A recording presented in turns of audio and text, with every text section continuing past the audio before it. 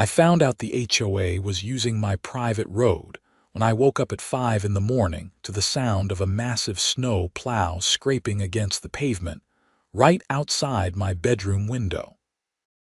My house sat at the end of Ridgeline Drive in Boulder, Colorado, and the last quarter mile leading to my property was private land that I owned outright.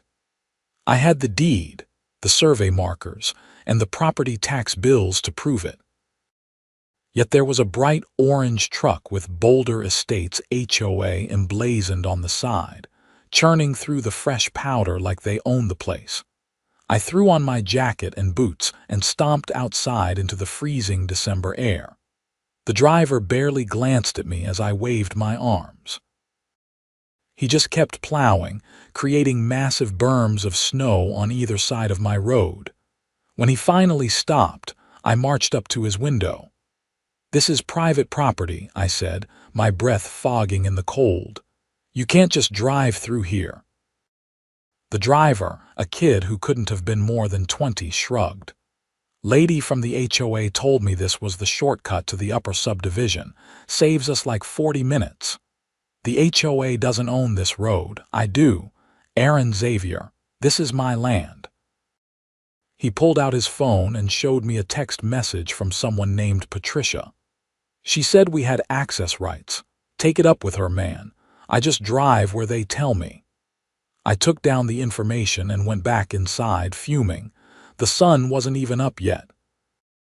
I made coffee and pulled out my property documents, laying them across the kitchen table. Everything was crystal clear. When I bought this place 3 years ago, the previous owner had made sure to explain that the road was grandfathered in as private property, separate from the HOA's jurisdiction. The HOA managed Boulder Estates, the subdivision that started about a mile down the mountain, but my land and the road leading to it were completely independent. At 9 in the morning, I called the HOA office.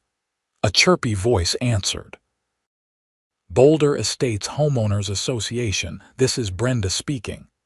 I need to speak with Patricia. May I ask what this is regarding? She's sending snow removal trucks down my private road without permission." There was a pause. "Oh, you must be Mr. Xavier. Let me transfer you to Patricia Simpson, our HOA president." The hold music was some terrible instrumental version of a pop song. Then a sharp voice came on the line. "This is Patricia Simpson.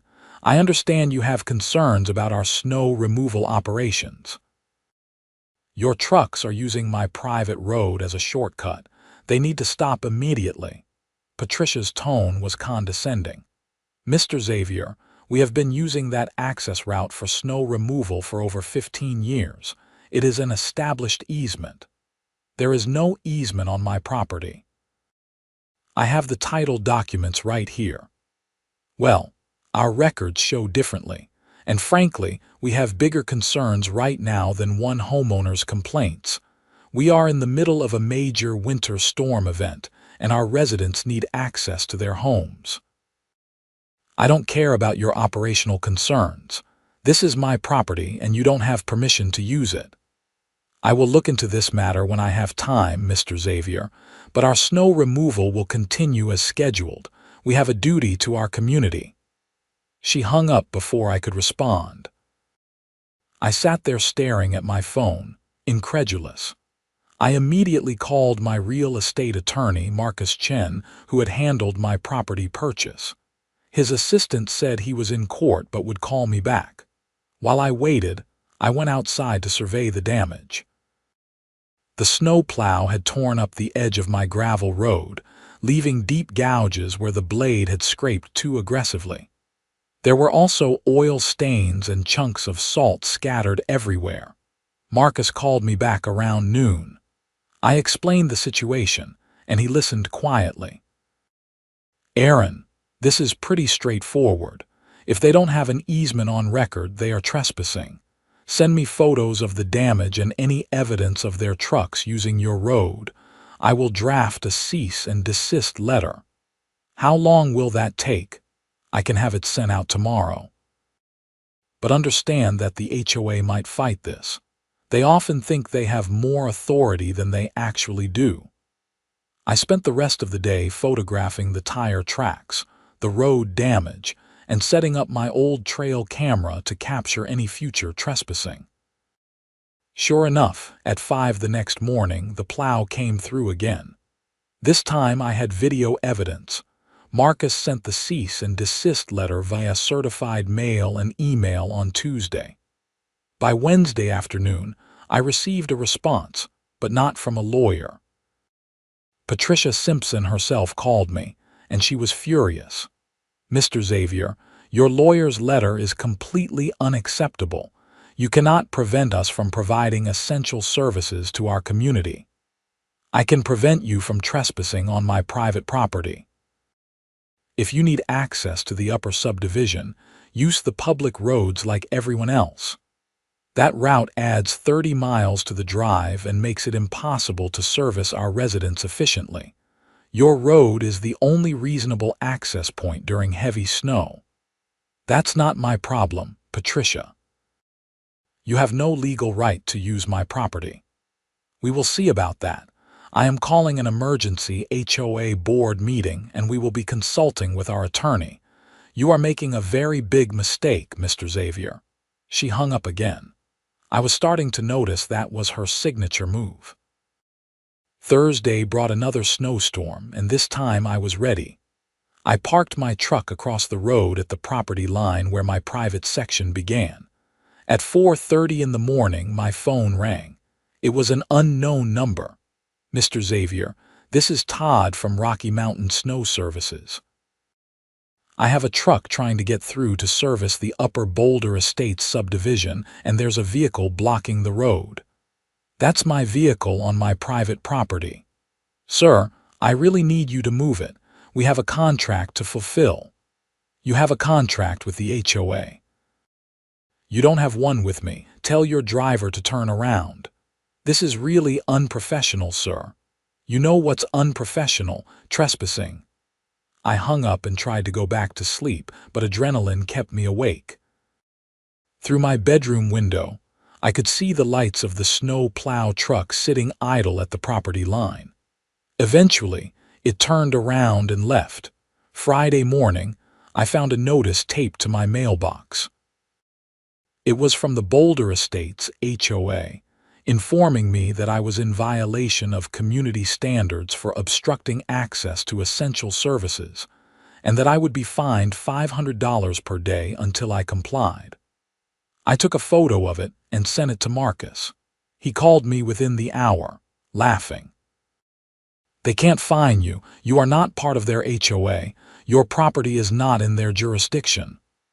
"So what do I do with this?" "Nothing. Ignore it. But Aaron, I think you need to be prepared for this to escalate." HOAs can be incredibly stubborn, especially when they have been doing something wrong for years and don't want to admit it. What are my options? You could sue for damages and trespassing. You could also install a physical barrier. Since it's your private property, you have every right to put up a gate. A gate. The idea appealed to me. What kind of gate are we talking about? Anything from a simple chain to a full security gate with access control. It's your property. You decide. I spent the weekend researching gates and fencing. By Monday, I had contacted a local contractor who specialized in rural property security.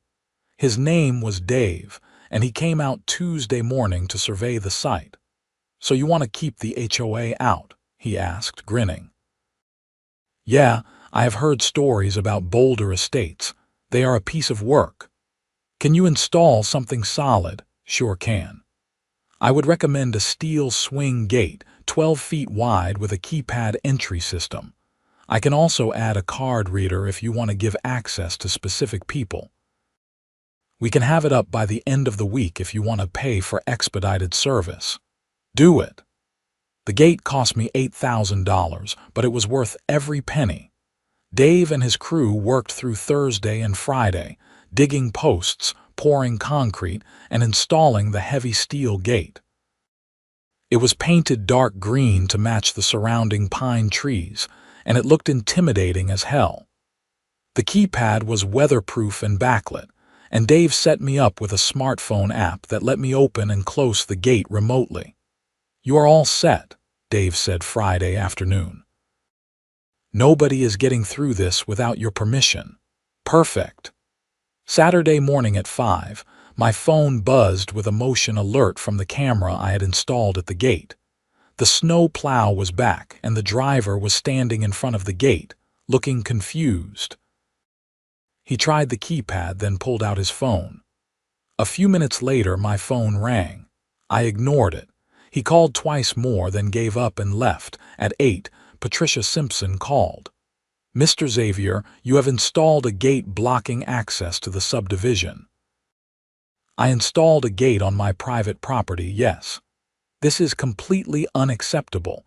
You are preventing essential services from reaching our residents. I am preventing trespassers from using my property without permission. We have used that route for 15 years, without authorization." "You never had the right to do that, Patricia. Just because you got away with it before doesn't make it legal. I am going to contact the county. This is a public safety issue. Please do.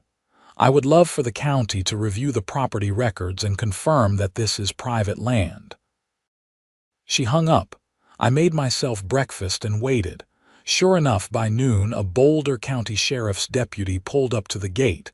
I walked down to meet him. "Are you Aaron Xavier?" he asked. "That's me." "I am Deputy Morrison. I received a call about a road access dispute." "Can you explain what's going on?" I showed him the property documents, the survey maps, and the cease and desist letter from my attorney. He reviewed everything carefully. "So this road is definitely private property, 100%, and the HOA has been using it without permission." "Correct. I asked them to stop. They refused, so I installed the gate." Deputy Morrison nodded slowly. "Well, sir, you are within your rights. This is a civil matter, not a criminal one. The HOA needs to work this out with you or find another route." He radioed in to dispatch, then turned back to me.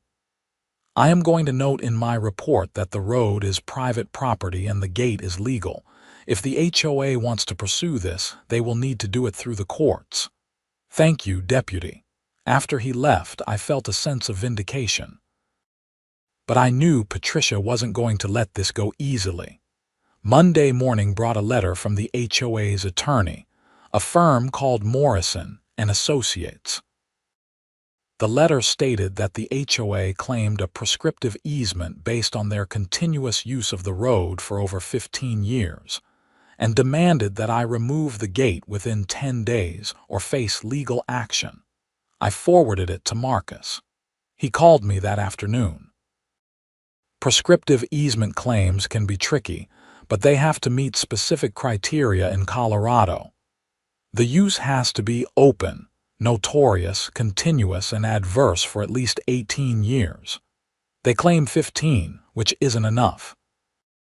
Plus, if the previous property owner gave them permission, it would not be adverse use, which defeats their claim. So what do we do? I will respond and tell them their claim has no merit, but Aaron, be prepared for them to sue anyway. HOAs are notorious for throwing money at legal battles, especially when they have a lot of homeowners paying dues. Let them sue. I am not backing down. The next morning, I woke up to find someone had spray painted open the gate in orange paint on the gate itself. I filed a police report for vandalism and had Dave come out to repaint the gate. The police took my report but said without video evidence of the actual vandalism, there wasn't much they could do. Then things got interesting. Wednesday afternoon, I was working from home when I heard a vehicle pull up to the gate. I checked the camera feed on my phone and saw a white sedan. A woman got out, walked up to the gate, and started taking photos. Then she tried climbing over it. I grabbed my phone and headed down to the gate. By the time I got there, she had given up on climbing and was walking back to her car. "Can I help you?" I called out. She spun around. She was middle-aged with highlighted blonde hair and designer sunglasses pushed up on her head. "Are you Aaron Xavier? Who is asking?" "I am Patricia Simpson, HOA president. We need to talk." So this was Patricia. She looked exactly how I had imagined based on her voice and attitude. "There's nothing to talk about. You are trespassing on my property. This gate is causing major problems for our community. Do you have any idea how difficult you are making snow removal? Not my problem." "Yes, it is your problem. You live adjacent to Boulder Estates. We are neighbors. You should be supporting the community, not working against it." "I would be happy to be a good neighbor, Patricia. But you and the HOA decided to trespass on my property, ignore my requests to stop, and then try to bully me with fake fines and legal threats. You brought this on yourselves." Her face flushed red. "You are being incredibly selfish. There are families up in that subdivision who need reliable snow removal. Then the HOA should use the public roads to reach them. That adds hours to the route. Again, not my problem. You had years to secure legal access to this road. You chose not to. Now you are facing the consequences. We are going to sue you, Mr. Xavier, and we are going to win. Good luck with that." She got back in her car and sped off, gravel flying. I went back to my house and called Marcus to give him an update. "She showed up at your property?" he asked. "Yeah. Tried to climb the gate, too." "That's trespassing and potentially harassment. Document everything, Aaron. We might need it." The lawsuit came 2 weeks later.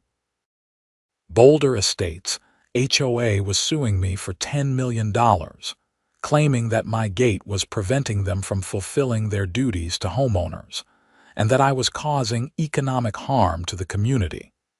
They were also seeking an injunction to force me to remove the gate. Marcus filed a response denying all their claims and countersuing for trespassing, property damage, and harassment.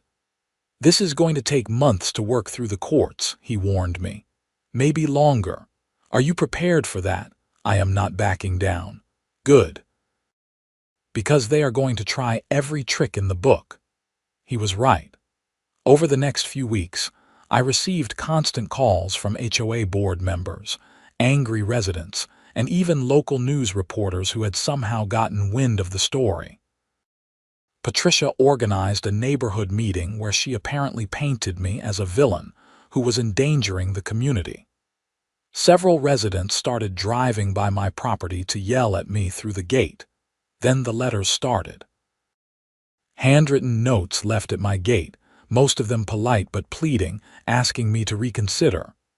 A few were hostile, calling me selfish and worse. One threatened legal action for emotional distress. Through it all, I stood firm. This was my property, and I had every right to control who used it. In early February, I had an idea. If the HOA wanted to use my road so badly, maybe we could reach an agreement. A paid agreement. I called Marcus. What if I offered to let them use the road for a fee, like a toll, exactly like a toll? He was quiet for a moment. "That's actually not a bad idea.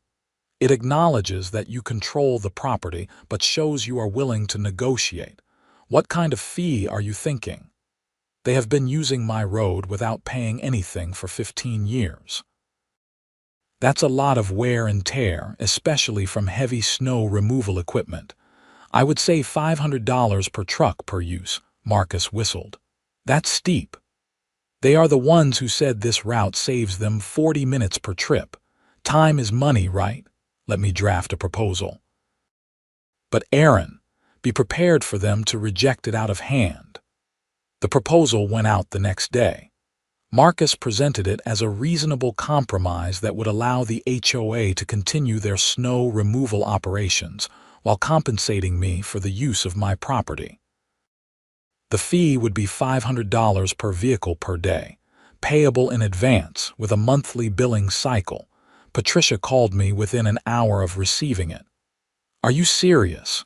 You want us to pay you $500 every time we need to use that road. It's my property. If you want access, you pay for it. This is extortion. No, it's a licensing fee. You are free to decline and use the public roads. Nobody is going to agree to this. Then I guess your snow removal is going to take a lot longer. She hung up. I honestly didn't expect them to agree to my terms. But I had made the offer, which would look good in court. It showed I was willing to negotiate. What I didn't anticipate was what happened next. The following morning, I woke up to find that someone had cut the lock on my gate during the night. The gate was standing open, and there were fresh tire tracks in the snow leading up to my property. The snow plow had gone through. I was livid. I called the police and filed another report, this time for destruction of property and criminal trespassing. Deputy Morrison came out again. "Do you have video?" I did. The trail camera had captured everything. Around 3 in the morning, a pickup truck had pulled up to the gate. 2 men got out, used bolt cutters on the lock, and opened the gate. Then the snow plow came through. After it passed, the men closed the gate but left it unlocked. "Can you identify anyone in the video?" Deputy Morrison asked. The video was grainy, but I could make out that the pickup truck had a logo on the side. I zoomed in on my phone. Rocky Mountain Snow Services. That's the company the HOA contracts with. Okay, we can work with that. This is criminal trespassing and destruction of property. I am going to talk to the company and see what they say. I had Dave come out again to install a new, more secure lock. This one was hardened steel and would be much harder to cut. He also suggested I add motion-activated floodlights and a better camera system. "You are dealing with people who don't respect the law," he said. "You need to make it as hard as possible for them." By the end of the week, I had invested another $3,000 in security upgrades. The gate was now equipped with lights, multiple cameras, and an alarm system that would alert me if anyone tampered with it. Deputy Morrison called me on Friday with an update. I spoke with the owner of Rocky Mountain Snow Services. He claims his drivers were following instructions from the HOA and didn't know they were doing anything illegal. He is pretty upset, actually. Says the HOA told him they had secured access rights. So what happens now? We are pursuing charges against the 2 men who cut the lock. They will likely face misdemeanor charges for criminal trespassing and destruction of property. As for the HOA, that's more complicated. They didn't physically cut the lock, so we would have to prove they ordered it done. Patricia Simpson is the one who has been pushing this from the beginning. I understand, but we need evidence. Do you have any communication from her explicitly telling someone to cut the lock? I didn't. What about conspiracy? That's a much harder case to make. But if you pursue civil charges, you could potentially get somewhere. I discussed it with Marcus.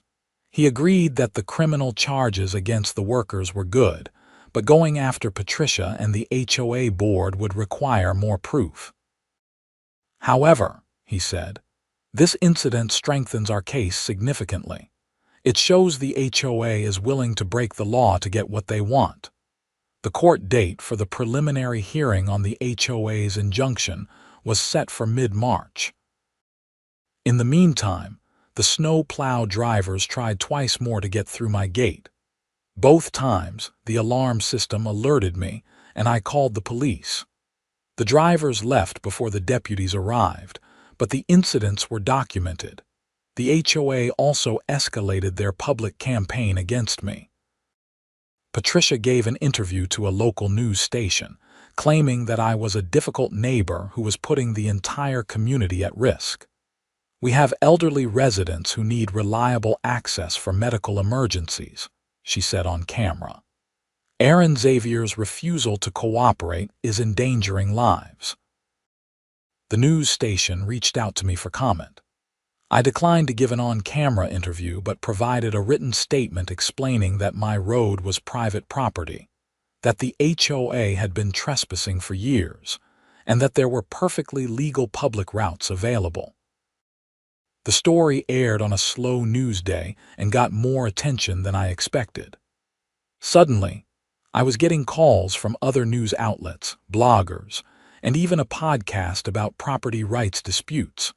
Most of the online commentary was surprisingly supportive of my position. People were sick of HOAs overstepping their authority, and my story resonated. But there were also plenty of critics who called me selfish and unreasonable through it all. The gate stayed closed. In early March, something unexpected happened. I received a call from a man named Frank, who lived in the upper subdivision that the HOA was trying to service via my road. "Mr. Xavier, I hope you don't mind me calling. I got your number from the court filings. What can I do for you?" "I just wanted to say that I think you are doing the right thing. I have lived in Boulder Estates for 8 years, and the HOA has been a nightmare. They are constantly overstepping, imposing ridiculous rules, and wasting our dues on stupid projects. Patricia Simpson runs that board like a dictator." "I appreciate you saying that. There's more. A bunch of us have been talking, and we don't think the HOA should be suing you. We think they should just use the public roads and stop being lazy. Would you be willing to meet with some of us? Maybe we can figure out a way to resolve this that doesn't involve the courts." I was intrigued. "Sure, I can meet." We arranged to meet at a coffee shop in Boulder the following Saturday. Frank brought 3 other homeowners from the subdivision, a retired couple named George and Linda, and a younger woman named Sarah. They were all frustrated with the HOA. "Patricia has been telling everyone that you are the villain in this situation," Sarah said. "But when we actually looked at the facts, it's clear the HOA is in the wrong," George nodded. "We did some digging into the HOA's finances. Did you know they have spent over $50,000 on legal fees for this lawsuit already? That's our dues money." "50,000? I was shocked. "And counting," Linda added. "They are paying some fancy law firm in Denver, and those lawyers are not cheap. Meanwhile, they are crying poverty and telling us they can't afford to fix the playground equipment or repave the main road." Frank leaned forward. "Here's what we are thinking. There's an election for the HOA board coming up in May. If we can get enough people organized, we can vote Patricia and her cronies out. Then the new board can drop the lawsuit and negotiate with you properly." "That sounds great, but what are the chances you can actually pull that off?" "Better than you think," Sarah said.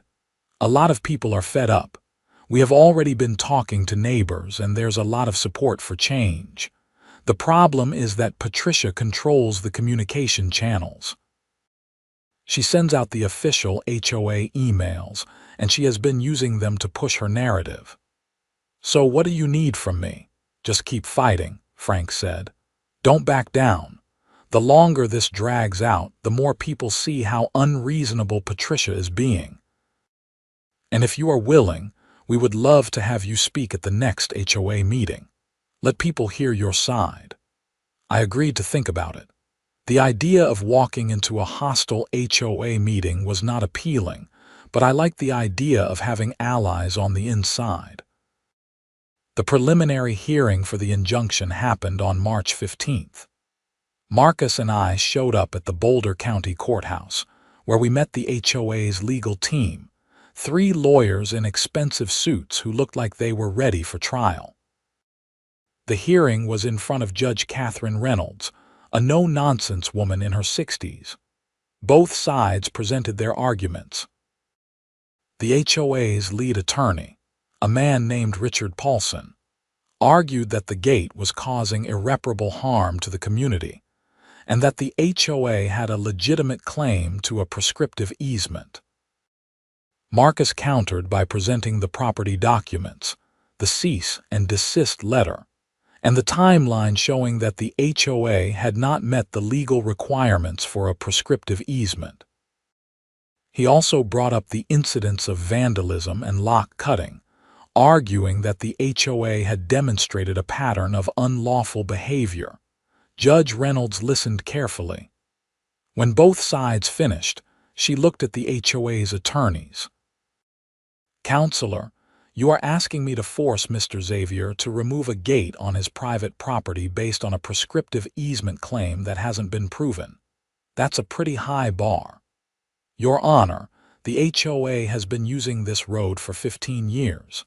That demonstrates continuous use." Continuous use, yes. But was it adverse? Was it without permission? And have you met the 18-year requirement under Colorado law? Paulson hesitated.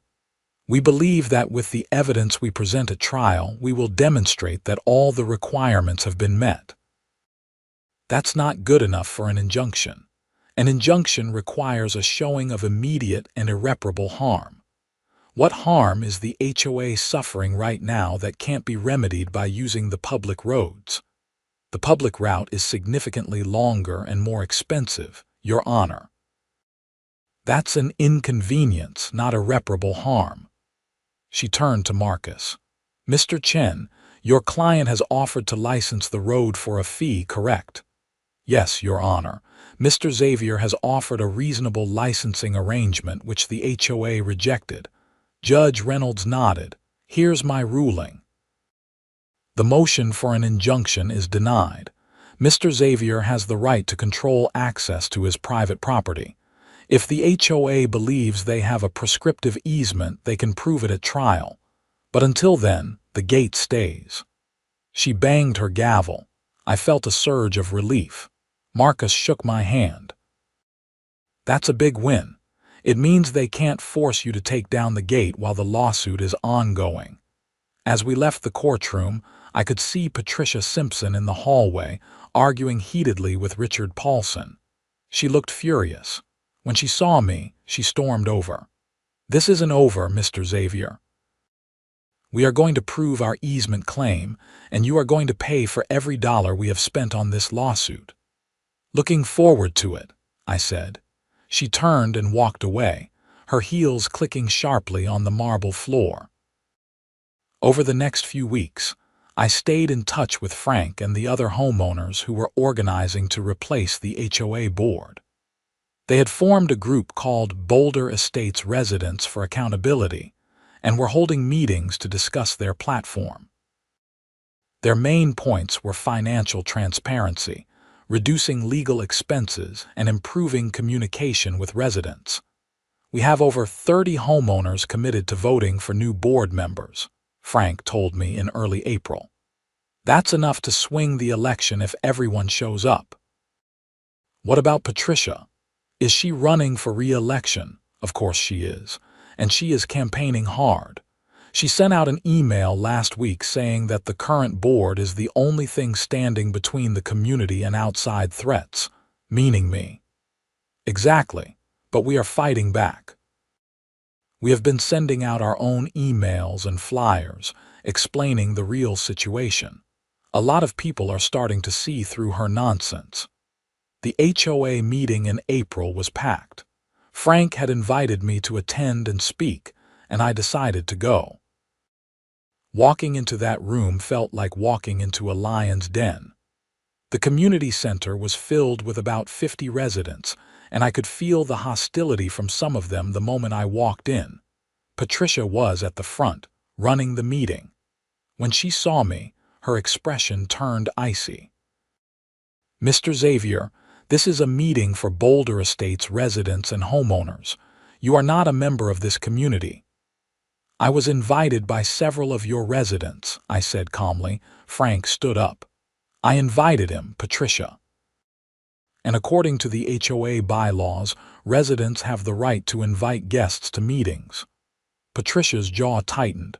"Fine, he can stay, but he does not get to speak during official business." "That's okay," I said. "I am happy to just listen."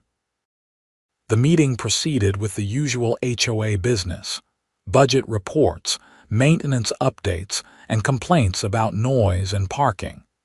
Then Patricia brought up the lawsuit. As many of you know, We are engaged in a legal battle with Aaron Xavier over access to a critical road that we have used for snow removal for many years. This lawsuit is costing the HOA significant resources, but it is necessary to protect our community's interests. A man in the back raised his hand. How much have we spent on this lawsuit so far? Patricia hesitated. Legal fees are part of our operating expenses. The exact amount is confidential. Confidential, Sarah stood up.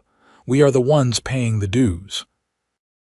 We have a right to know how our money is being spent. Legal strategy requires confidentiality, Patricia said curtly. George stood up next. I filed a request for financial records 2 weeks ago. You are required by law to provide them within 10 days. I still haven't received anything. Patricia's face flushed. We are working on compiling that information. Working on it. George's voice was sharp. It's been 2 weeks. What's the delay? The room erupted into arguments. Some people were demanding transparency while others were defending Patricia. The meeting devolved into chaos. Patricia tried to regain control, banging a gavel, but people kept shouting over each other. Finally, Frank stood up and raised his voice. Everyone, please. This is exactly the problem. We have a board that won't answer basic questions about how they are spending our money. We have a president who has dragged us into an expensive lawsuit without consulting the membership. It's time for change. Applause broke out from about half the room. The other half looked angry. Patricia tried to shut down the discussion, but the damage was done. The meeting ended early with people arguing in small groups as they left.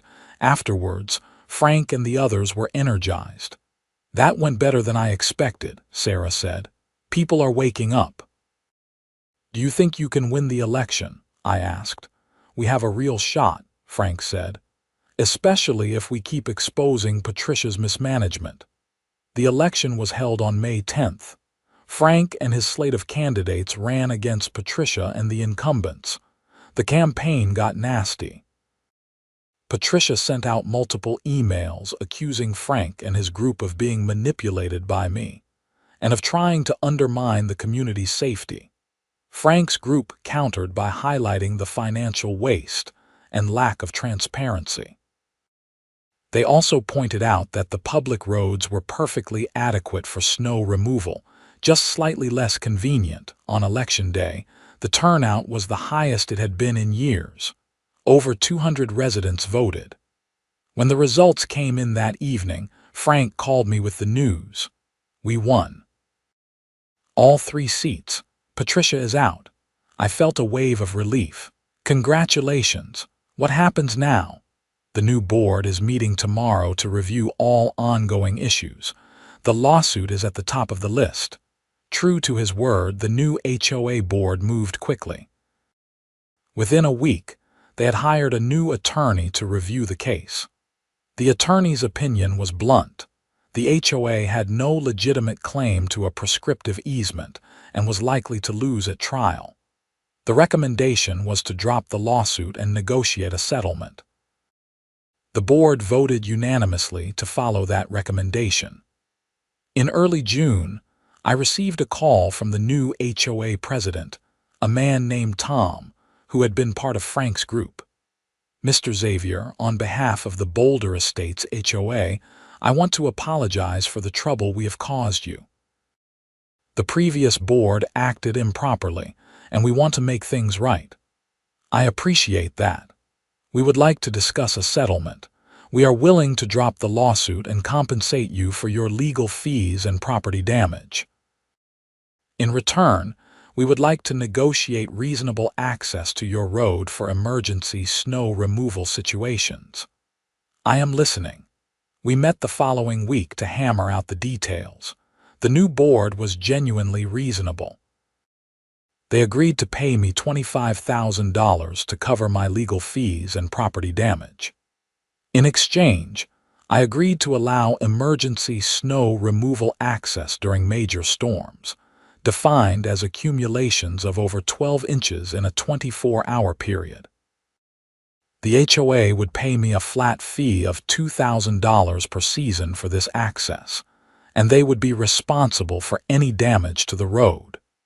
The agreement also included a provision that the HOA would never claim an easement or any ownership interest in my property. Everything was put in writing and signed by both parties. Marcus was pleased. "This is a very fair outcome, Aaron. You stood your ground and they came to you with a reasonable offer." The lawsuit was formally dismissed in July. I also dropped my countersuits since the settlement covered my damages, but the story wasn't quite over yet. In August, I received a call from Deputy Morrison. "Mr. Xavier, I wanted to give you an update on the criminal case related to the lock-cutting incident." "What's the status?" "The two men who cut the lock pleaded guilty to misdemeanor criminal trespassing. They both received fines and probation. But during the investigation, they gave statements implicating Patricia Simpson." "Implicating her how?" "They said she specifically instructed them to cut the lock and told them not to worry about legal consequences because the HOA would cover them. Based on those statements, we have opened an investigation into whether Patricia conspired to commit criminal trespassing and destruction of property." I was surprised. "Is that something you can actually charge her with?" "If we can prove she gave the order, yes. Conspiracy to commit a crime is a separate offense. We are gathering evidence now, including emails and text messages. I will keep you posted." Over the next few months, the investigation continued. It turned out that Patricia had sent several text messages to the snow removal company telling them to do whatever it takes to get through the gate. She had also assured them in writing that the HOA would pay for any legal expenses they incurred. In October, Patricia Simpson was arrested and charged with conspiracy to commit criminal trespassing and conspiracy to commit destruction of property. Both were misdemeanors, but the arrest was humiliating for her. The local news covered it extensively, painting her as a rogue HOA president who had broken the law to get her way. Patricia's trial took place in December. I was called as a witness and testified about the timeline of events, the property dispute, and the damage to my gate. The prosecution also presented the text messages and testimony from the snow removal workers. The jury found Patricia guilty on both counts. She was sentenced to 6 months in jail, suspended pending 2 years of probation, and ordered to pay restitution to me for the cost of replacing the lock and the security upgrades. The total came to $4,000. When the verdict was read, Patricia looked stunned. She had clearly expected to walk away with a slap on the wrist. Instead, she now had a criminal record. After the trial, Frank called me to share the news from the HOA. "You won't believe this. Patricia is trying to sue the HOA for not providing her with legal representation during the criminal case." "Can she do that?"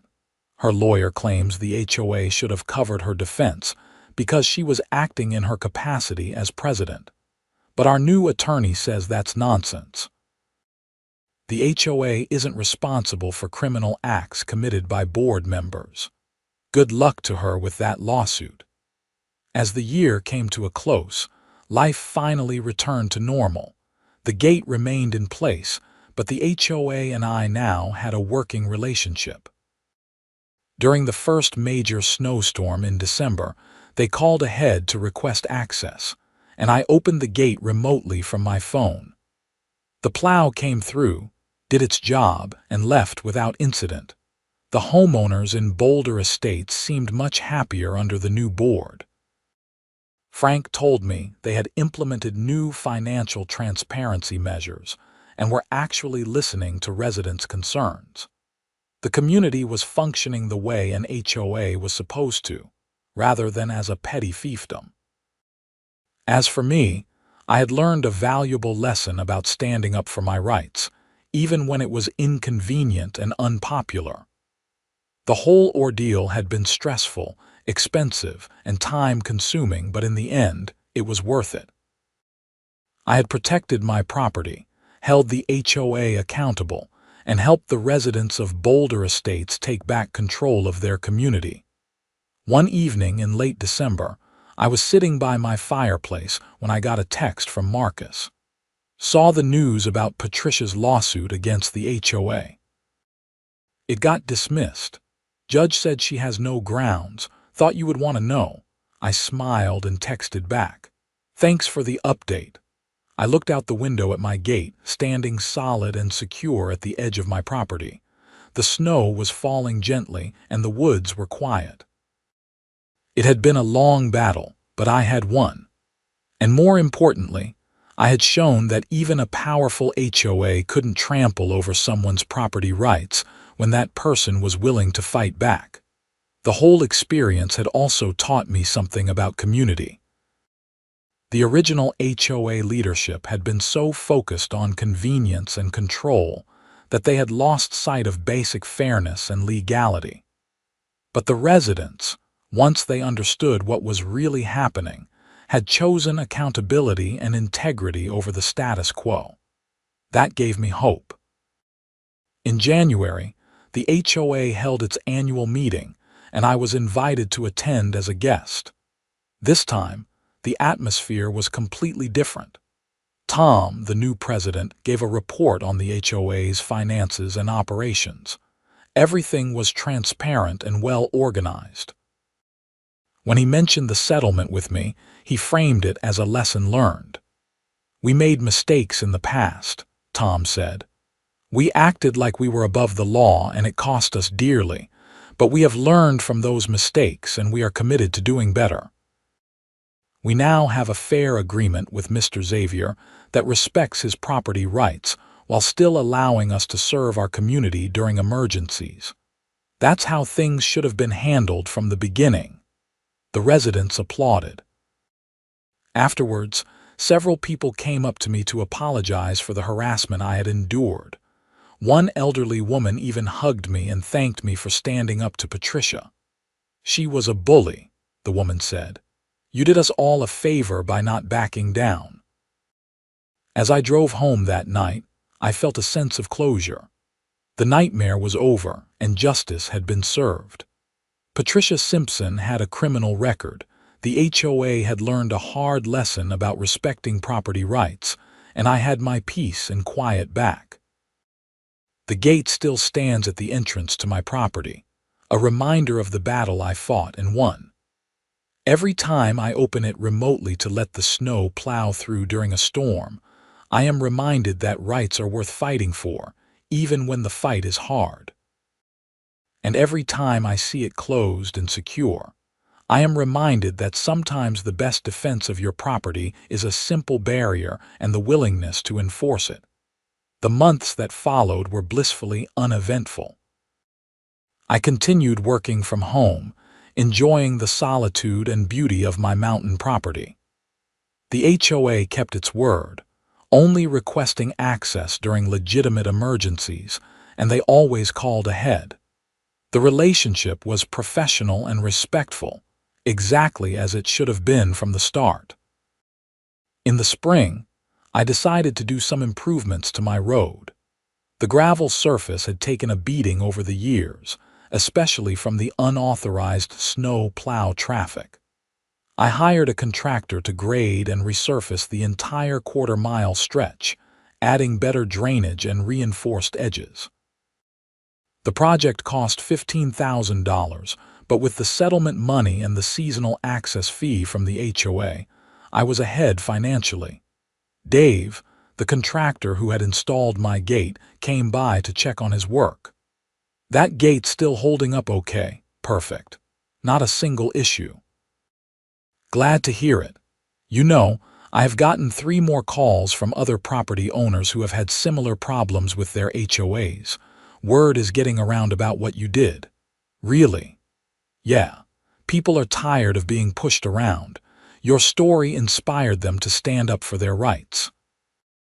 That made me feel good. If my ordeal could help others avoid similar problems, then all the stress and expense had been worthwhile. In May, I was contacted by a journalist from a national property rights organization who wanted to feature my story in their newsletter. I agreed to an interview, and the article was published in June. It generated quite a bit of response, with dozens of people reaching out to share their own HOA horror stories. One message stood out.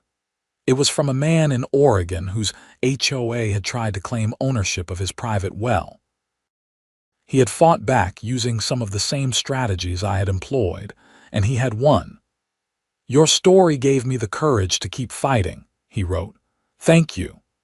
I realized that my experience had become part of a larger conversation about property rights and HOA overreach. It felt good to be on the right side of that conversation. By the time summer arrived, life had settled into a comfortable rhythm. I spent my days working, hiking, and enjoying the mountain scenery. The gate had become such a normal part of my life that I barely thought about it anymore. It was just there, doing its job, keeping unwanted traffic off my property. One afternoon in July, I got a call from Frank. "Hey, Aaron, the HOA is having a summer barbecue next month. We would love for you to come. You are part of this community now, whether you are in the HOA or not." I accepted the invitation. The barbecue was held at the community center, and it was a pleasant afternoon. I met dozens of residents, many of whom thanked me for standing up to Patricia. It was gratifying to see how much the community had improved under the new leadership. Tom, the HOA president, gave a short speech during the event. I want to take a moment to acknowledge Aaron Xavier, who is here with us today. Aaron taught us an important lesson about respecting boundaries and following the law. We are grateful for his patience and for working with us to find a solution that benefits everyone. Let's give him a round of applause. The crowd clapped, and I felt genuinely welcomed. It was a far cry from the hostility I had faced a year earlier. As the sun set over the mountains that evening, I sat on my deck and reflected on everything that had happened. The journey from discovering the trespassing to reaching a settlement had been long and difficult, but it had been worth it. I had protected my property, held powerful people accountable, and helped improve an entire community. The gate still stood at the edge of my land, a symbol of boundaries respected and rights defended. And every time I looked at it, I felt a quiet sense of pride. I had fought for what was right, and I had won. That, I thought, was the real victory. Not the money, not the settlement, not even the criminal conviction of Patricia Simpson. The real victory was knowing that I had stood up for my principles and refused to be bullied, no matter how powerful or persistent the bully was. As autumn arrived and the leaves began to change, I received one final piece of news. Deputy Morrison called to tell me that Patricia's probation had been extended after she violated its terms by harassing one of the snow removal workers who had testified against her. She had sent him threatening emails, and he had reported her to the authorities. "She just can't help herself," Deputy Morrison said. "Some people never learn." I didn't take any pleasure in Patricia's continued troubles, but I also didn't feel sorry for her. She had brought all of this on herself through her arrogance and refusal to follow the law. The consequences were entirely appropriate. As winter approached again, I prepared for another season of snow. The HOA had already paid the seasonal access fee, and we had a clear understanding of when and how they could use my road. The system worked smoothly, with no drama or conflict. On the first major snowfall of the season, my phone buzzed with a polite text from Tom. "Hey Aaron, looks like we are getting 12 inches tonight. Okay if we send the plow through around 6 a.m., I texted back.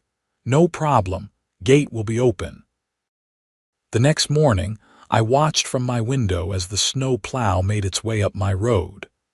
The driver waved as he passed, and I waved back. It was such a simple, normal interaction, the kind that should have been happening all along. After the plow passed, I closed the gate remotely and went back to my coffee. Outside, the world was blanketed in white, peaceful and quiet. My property was secure, my rights were respected, and life was good. Looking back on the entire ordeal, I realized that the experience had changed me. I had learned that standing up for yourself, even when it is difficult, is essential. I had learned that bullies, whether they are individuals or institutions, will back down when confronted with determination and the law. And I had learned that communities can change for the better when people are willing to demand accountability. The gate remained a fixture on my property, a daily reminder of those lessons. And as I sat there on that snowy morning, watching the world wake up, I felt grateful for everything I had learned and everyone who had supported me along the way. The story of my battle with the HOA had a happy ending, not just for me, but for the entire Boulder Estates community. The residents had a better, more transparent HOA.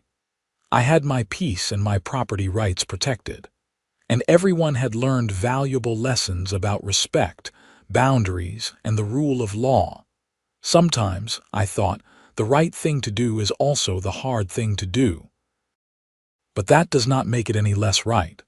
And in the end, doing the right thing always pays off, even if the path is difficult. As I finished my coffee and prepared to start my day, I took one last look at the gate standing sentinel at the edge of my property. It was more than just a barrier. It was a testament to the power of standing your ground and fighting for what is yours. And that, I realized, was the real story.